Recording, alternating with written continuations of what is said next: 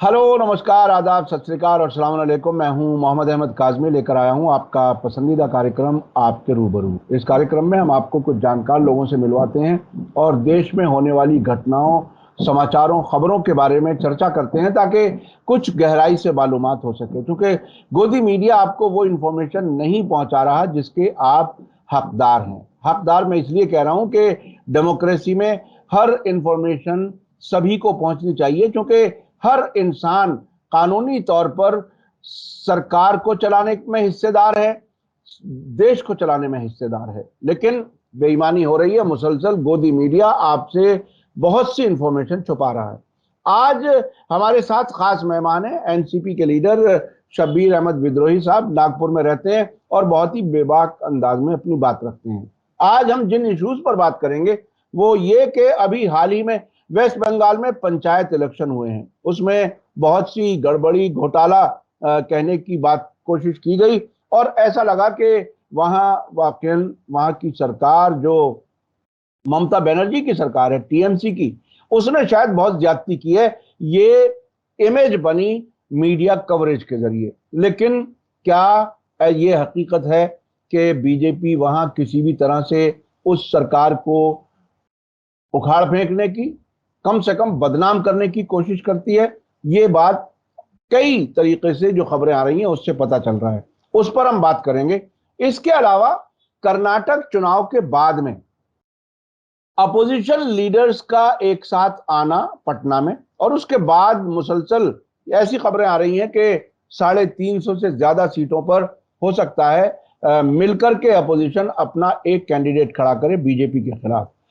तो क्या जनता ने तय कर लिया है कि बीजेपी को हुकूमत में आइंदा नहीं आने देना, जो भी लोग चाहेंगे?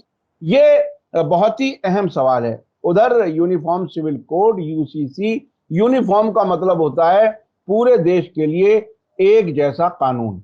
अब इस एक जैसे कानून के खिलाफ खुद बीजेपी के लीडर, जिसमें सुशील मोदी बिल्कुल सामने सामने, उन्होंने आदिवासियों का मसला उठाया और होम मिनिस्टर अमित शाह ने यह कह दिया, ऐसा बयान सामने आया कि ईसाइयों को और आदिवासियों को यूनिफॉर्म सिविल कोड से अलग रखा जाएगा। अब ये कौन बताए कि यूनिफॉर्म का मतलब क्या होता है और ये सरकार क्या खुद अपनी ही बात को पूरा कर सकेगी? ये बहुत ही अहम सवालात हैं। आखिर तक आप जरूर देखें। शब्बीर अहमद विद्रोही साहब, वेलकम है आपका। मीडिया स्टार वर्ल्ड को आप वक्त दे देते हैं, उसके लिए शुक्रिया। आप ये बताइए कि वेस्ट बंगाल में जो कुछ हुआ इलेक्शन के दौरान, इलेक्शन से पहले और इलेक्शन के नतीजे, उन सबको मिलाकर के अगर कुछ देखा जाए, समझा जाए, तो आप इसे कैसे देखें? तो आपके दर्शकों का अभिवादन करते हुए आपके प्रश्न के तरफ आते हैं। आपने जो कहा है कि बंगाल के चुनाव का जो पंचायत चुनाव है वो किस नजर से देखते हैं।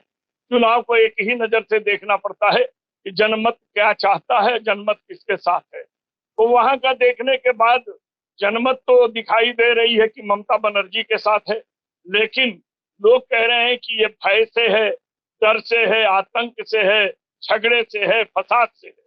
तो सवाल ये उठता है कि भाई आज जहां चुपचाप बटन दबाना है वहां अगर भय उत्पन्न है तो फिर ये तो गलत बात हो सकती है। क्योंकि भय को तो हम सामने दिखा सकते हैं, डरा सकते हैं, लेकिन एकांत में जाकर बटन दबाने के समय में आदमी अपने मन से ही वोट देता है। लेकिन विपक्ष के पास, वहां का जो विपक्ष है, जैसे भाजपा, भाजपा के पास कुछ नहीं है। तो जहां हम जीत रहे हैं वहां डर है, भय है। और ये जो पार्टियां तोड़ रहे हैं वहां ईडी सीआईडी इनका कोई डर नहीं। तो सवाल ये उठता है कि जाकी रही भावना जैसी हर मूरत देखी थी तैसी। जिसकी जैसी भावना रहती है वो ईश्वर को भी उसी नजर से देखता है। तो चुनाव को किस नजर से देखेगा वो देखने का तरीका है। छिटपुट घटनाएं होती रहती हैं, क्योंकि चुनाव हो या आजकल का माहौल बदल चुका है काजमी साहब। चुनाव राष्ट्रीय पर्व के तरह है। देश में किसी को भी दुश्मनी साधने का केवल दो मार्ग रह गया है। एक चुनाव के समय में साधते हैं या त्योहार में साधा करते हैं। तो इस तरीके से ये चीज है। व्यक्तिगत दुश्मनियों से भी हिंसा होती है, पार्टी गुटबाजी पर भी हिंसा होती है।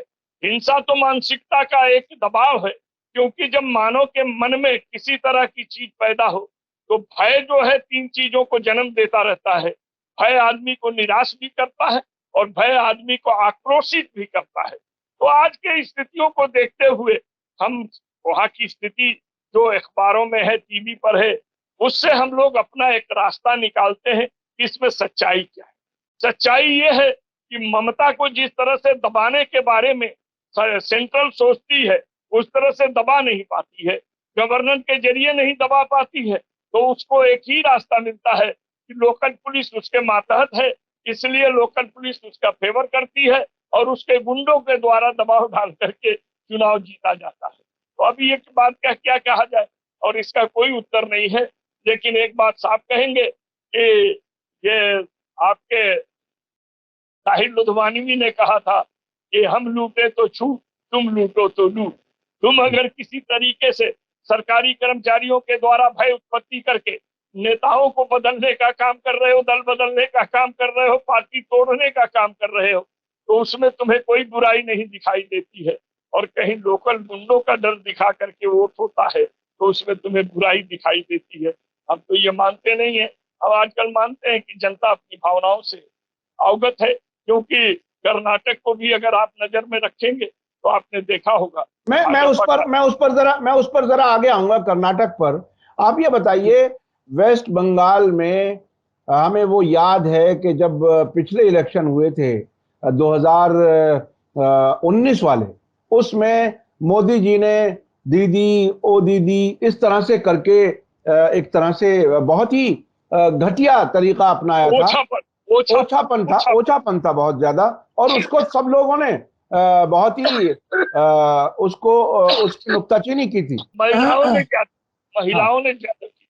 हाँ, महिलाओं से बहुत। क्या अभी वेस्ट बंगाल आपको लगता है कि ममता बनर्जी के हाथ में रहेगा, चाहे वो बीजेपी वगैरह कितनी भी कोशिश कर ले? क्या लगता है वहां कितनी मजबूत है ममता बनर्जी? देखिए, ममता बनर्जी के साथ में रहेगा, हाथ में नहीं रहेगा। हाँ, कारण क्या है कि जनता की अपनी अपनी भावना है।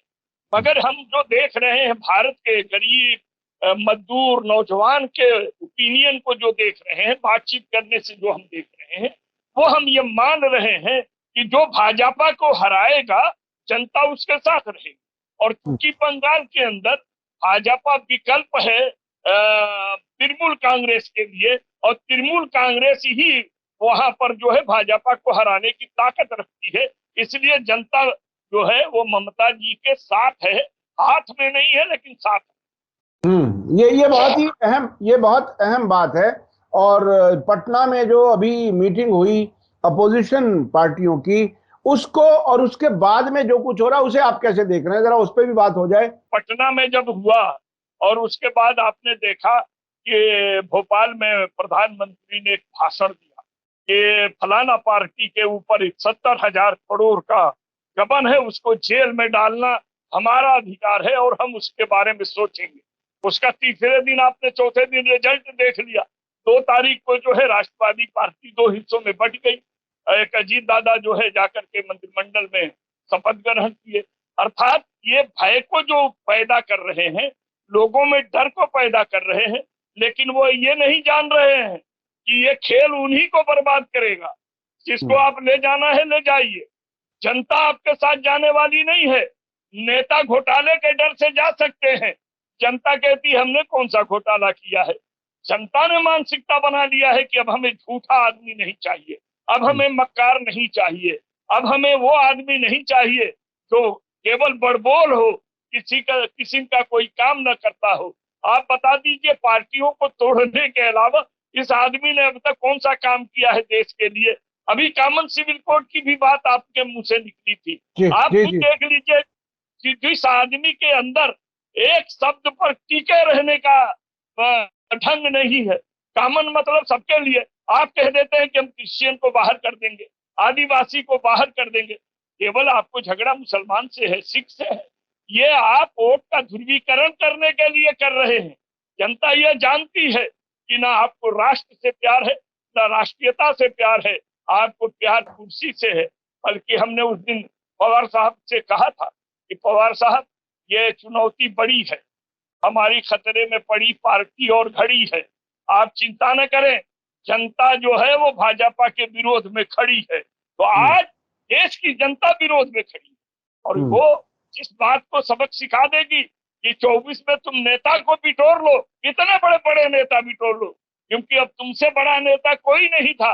जब लोगों के विश्वास तुमसे टूट गए हैं तो जितने नेता को ले जाना है ले जाओ। जनता नेता की गुलाम नहीं है। जनता अब अपने अधिकारों की लड़ाई लड़ने के लिए सड़कों पर आने तक को तैयार है। आपके जेल से भी वो डरने वाली नहीं है और आपके इस तरह के खेल से भी डरने वाली नहीं।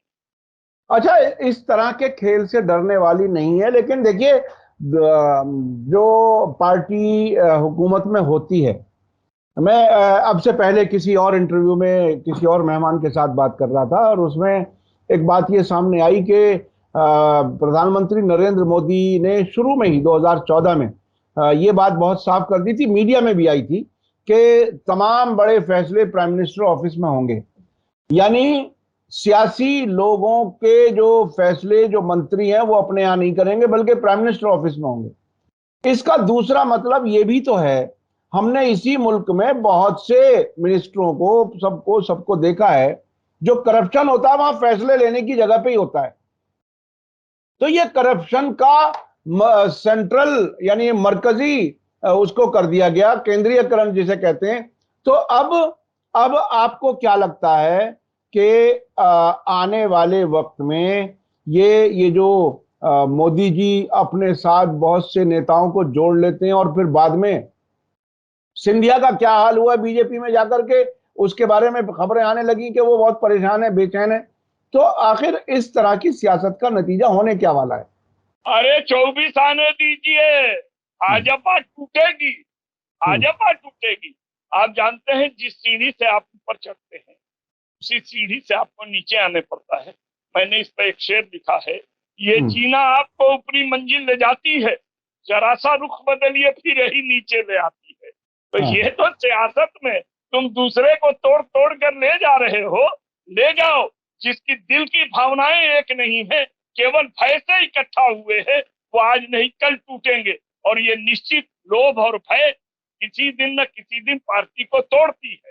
तो 24 में जितना इन्होंने दूसरी पार्टी को तोड़ा है उससे ज्यादा ताकत से भाजपा टूटने वाली। हाँ, तो ये बहुत ही बड़ी बात कही है आपने कि भाजपा खुद टूटेगी।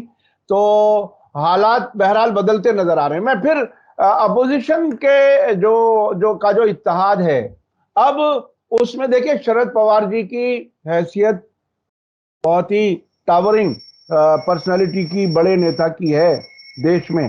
तो इसमें अब क्या लगता है कि एनसीपी के इस तरह से टूटने के बाद अब पवार जी क्या कोई रास्ता बदलेंगे या क्या कुछ है? हाँ, नहीं, पवार जी जनता के बीच है और जनता पवार के साथ है। नेता गए हैं तो गए हैं, जनता आदरणीय पवार जी अपने अस्तित्व को बचा लेंगे। 24 आने तक वो बता देंगे कि जनता किस तरह से मेरे साथ। एक बात काजमी साहब कह दूं, सारे नेता ये सोच लें कि हम एक होंगे कि नहीं होंगे, ये उनके ऊपर डिपेंड है, लेकिन जनता इनको मजबूर कर रही है कि एक हो जाइए। कारण ये है कि अगर एक ये नहीं होंगे तो इनकी भी हालत वही होगी जो कुमार स्वामी का हालत जो है कर्नाटक में हुआ है। क्योंकि भाजपा को, इनकी एकता से भाजपा को थोड़ा भी नुकसान नहीं है। उसके जो वोट है वो रहेंगे, लेकिन जनता ये मान ली है कि हम बट जाते हैं इसलिए ये सांप्रदायिक जीत जाता है।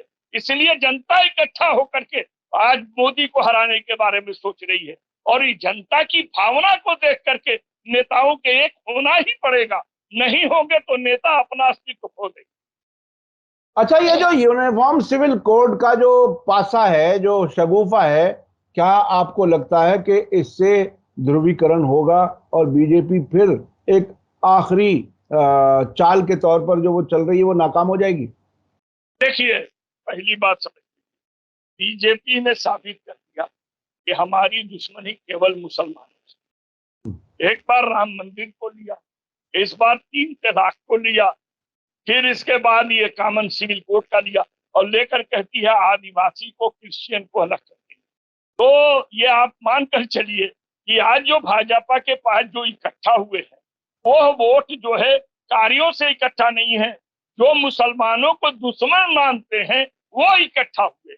और अब धीरे धीरे मुसलमानों के व्यवहार को देख करके, कहीं कहीं और भी चीज देख करके, सरकार का अत्याचार देख करके, जो यानी धर्मनिरपेक्ष में थोड़ा धर्मांध थे, वो धीरे धीरे फिर से एकजुट होने लगे हैं भाजपा के खिलाफ। ये आप समझ लीजिए कि लोग जो मिसाल देते हैं कि काठ की हांडी बार बार नहीं चलती, तो जनता में भी कुछ लोग ये मान लिए हैं कि सभी मुसलमान बदमाश नहीं है, और सभी को ये तंग करने का जो ये रवैया चला रहे हैं कि ये बड़ा बुरा होगा। और मुसलमान भी अब धीरे धीरे सोचने लगा है कि इनका जो है मुखौटा जो है वो धीरे धीरे उतरने लगा है। हम जो है खामोशी के साथ, जैसे कि हम ये चाहते हैं कि हम भारत में रहते हैं, हम भारतीय हैं और राष्ट्र से हम प्यार करते हैं, हम राष्ट्रवादी हैं, और इस राष्ट्रवादी के भावनाओं से आज मुसलमान भी ओतप्रोत है। लेकिन भाजपा मुसलमानों के खिलाफ इस तरह से चल रही है कि सेकुलर हिंदू भी अब ये सोचने लगा है कि हमें ऐसे आदमी को अब हटाना पड़ेगा जो आदमी देश में विकास के जगह केवल एक बिरादरी के विनाश के बारे में सोचता। अच्छा, एक बात जो पिछले जब से बीजेपी सरकार आई 2014 में, इस बार जो मोदी जी आए, तब से एक रुझान बाकी दूसरी पार्टियों में भी ये बन रहा था कि वो सॉफ्ट हिंदुत्व जिसका नाम लिया गया, उसमें हिंदुओं को नाराज ना करने वाले रास्ते पर चल रहे थे। अभी कर्नाटक इलेक्शन ऐसा लगा कि क्लाइमैक्स दोनों तरफ से था। एक तरफ तो मोदी जी ने कहा कि जय बजरंग बली की बोलिए और वोट दीजिए, दूसरी तरफ कांग्रेस की लीडरशिप ने, खासतौर पर राहुल गांधी ने, मुस्लिम इश्यूज पर कुछ बातें खुल करके बात की, और उसके बाद जब से ये हुकूमत आई है वो उस किस्म के कानून या हुक्म जो थे उनको आहिस्ता आहिस्ता हटाने की बात और काम करने शुरू हो गए।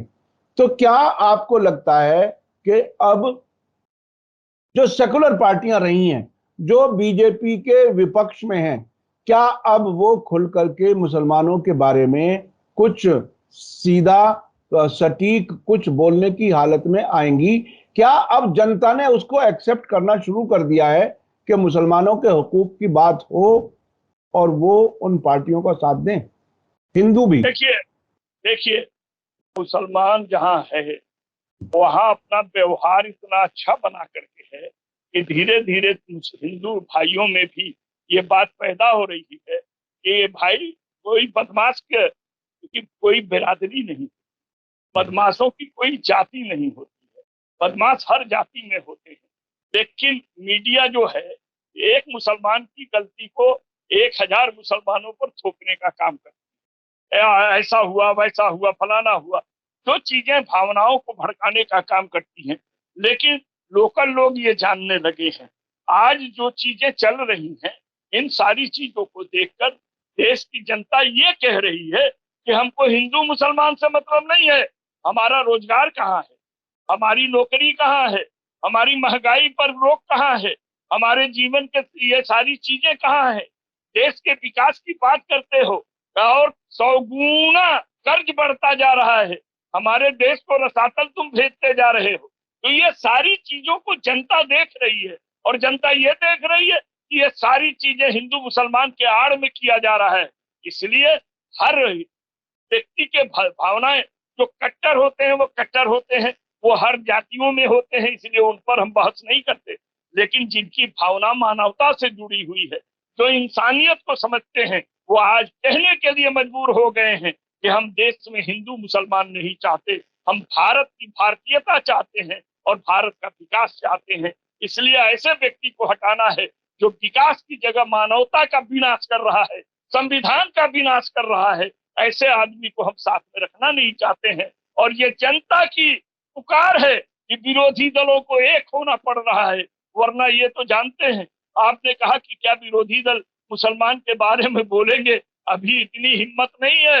विरोधी दल भी अभी खुल के बोलने की ताकत नहीं रखते हैं, लेकिन जनता अब ये ताकत रखती है कि हमें उस्मान सुबहान इनकी बात नहीं है, हमें हिंदुस्तान की बात है, हम भारत का विकास चाहते हैं, भारतीयता के।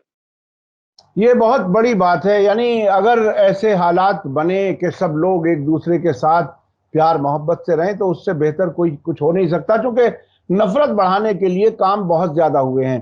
तो अब आखिर में मैं नतीजे के तौर पर अगर मैं समझूं, क्या आप ये कह रहे हैं कि आने वाला 2024 या आने वाले कुछ राज्यों के इलेक्शंस, उसमें बीजेपी हारने जा रही है और जो ये अपोजिशन के पार्टियां हैं वो जनता के दबाव में एक साथ आ रही हैं? क्या ये मिलकर के इलेक्शन लड़ेंगी तो बीजेपी का सफाया हो जाएगा? क्या आप ये कहना चाह रहे हैं? तो आपके देश में हुआ है सर, 77 को आप भूलिए मत, 77 क्या हुआ और सारी चीजें आपने देखा है। ये चीज जो है उसी तरह से जा रहा है, समझ लीजिएगा, और पूरी अच्छी तरह से जा रहा है। कारण क्या है कि आपके घर में बच्चा रोएगा तो आपको नींद आएगी। अशांति इस तरह से बढ़ गई है कि सारी चीजों को देख करके लोग ये सोचते हैं कि हम भाईचारगी को जिंदा रखें। और भारत की जनता अब एक नारा दे रही है कि भारत की जनता कह रही है हम सबका ही एक ही नारा, बचा के रखो भाईचारा। जनता ये चाहती है कि हमारा भाईचारा बना रहे। ये तो जानते हैं बेरोजगारों को कोई काम नहीं है तो हाथ में पत्थर लेकर के लड़ रहे हैं। तो पत्थर से नहीं काम चलेगा, प्यार से काम चलेगा। राहुल गांधी को कोई क्या समझाए, प्यार की दुकान खोलने की बात करते हैं। अरे दुकान नहीं, हम प्यार का पैगाम बांट रहे हैं। पैगाम बांटना अलग होता है, दुकान तो सीमित हो जाती है कि अब प्यार, दुकान का मतलब व्यापार हो जाता है। राहुल जी आप ये खुद के कहिए, हम प्यार का पैगाम लेकर निकले हैं, न हम राम और रहीम का नाम लेके निकले हैं। हम तो सबको मिलाने के लिए निकले हैं, दुकान खोल करके थोड़े बैठे। हमें मोहब्बत फैलानी है, लोगों को एक बनाना है, मानवता को आगे बढ़ाना है, सबको गले लगाना है, भारत देश को आगे बढ़ाना है, ये बात आनी चाहिए। जी, बहुत बहुत बहुत शुक्रिया शब्बीर अहमद विद्रोही साहब। आपने कई इश्यूज पर, खासतौर पर वेस्ट बंगाल एनसीपी में जो कुछ हुआ उस पर भी आपने काफी कुछ बताया और आपने कहा कि जनता शरद पवार जी के साथ है, उनमें कोई तब्दीली नहीं है और जनता जिसके साथ होगी, इलेक्शन आने दीजिए, हालात फिर वहीं नजर आएंगे।